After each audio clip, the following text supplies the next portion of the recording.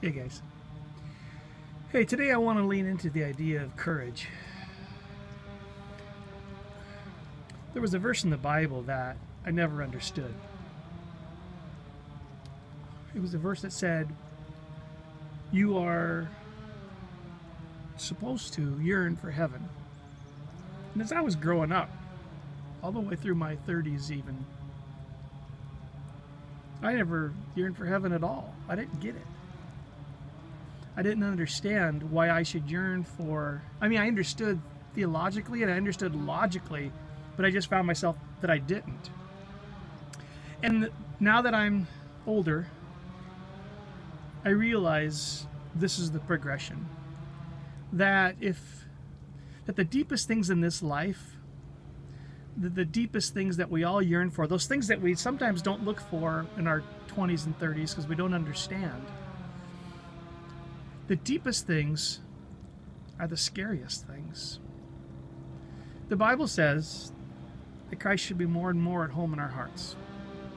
Every day our intimacy with Him should be growing, which means every day we should be facing the deeper parts of ourself, which sometimes we just want to avoid. The Bible says in 2 Peter 1, I believe, that we are to be developing godly qualities more and more as we progress through life. That means we have to fight against our tendency to be ungodly. In my 20s and 30s, I was aiming at the things that just sort of made me feel okay. I was trying to avoid scary things. I was trying to avoid difficult things. I was trying to get to that next fun thing. And I never would convince myself that it didn't satisfy because I thought, well, I just didn't have enough of the fun things or I didn't have the right fun thing, right?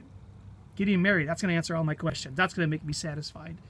Having kids, that's going to make me satisfied. You know, I mean, I think that's why we run into the midlife crisis a lot of times is because we run out of the next things. So we create something like a Porsche or a Harley or something. And nothing wrong with those things, obviously. But if you get it because you think it's the next thing that's going to make you feel good. No, the thing that's going to make you feel good is facing the hard things, being courageous, being honest about our garbage, being honest about our weaknesses, being honest about our sin with ourselves, with God, but more so with a group of guys, maybe, with a small group situation. Looking at our patterns of sin that are so easy to ignore. Timothy tells us, 1:7, I think it's 2 Timothy 1:7, I should know these, that we have not been given a spirit of timidity, a spirit of fear. And it says power and love and self-discipline. And I'm not exactly sure what those three mean, but somehow it's the opposite of timidity. It's courage. God has given us a spirit of courage. As a friend of mine said, to face those things that you're most afraid of, then run toward them, or at least walk toward them, or head toward them.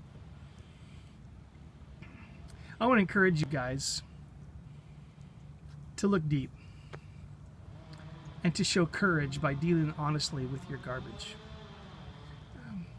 It's so crazy.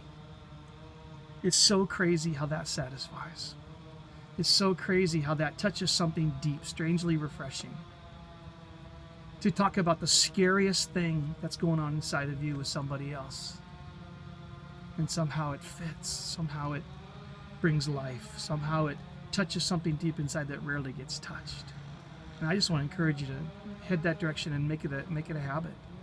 Make it a habit to continually face those things. Because if you do, you will continue to grow in godliness.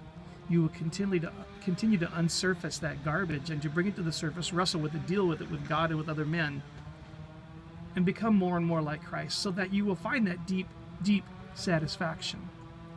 And in the midst of all of the struggle, in the midst of all of the work, all of the battle, which the Bible tells us life is going to be like if you're doing it right?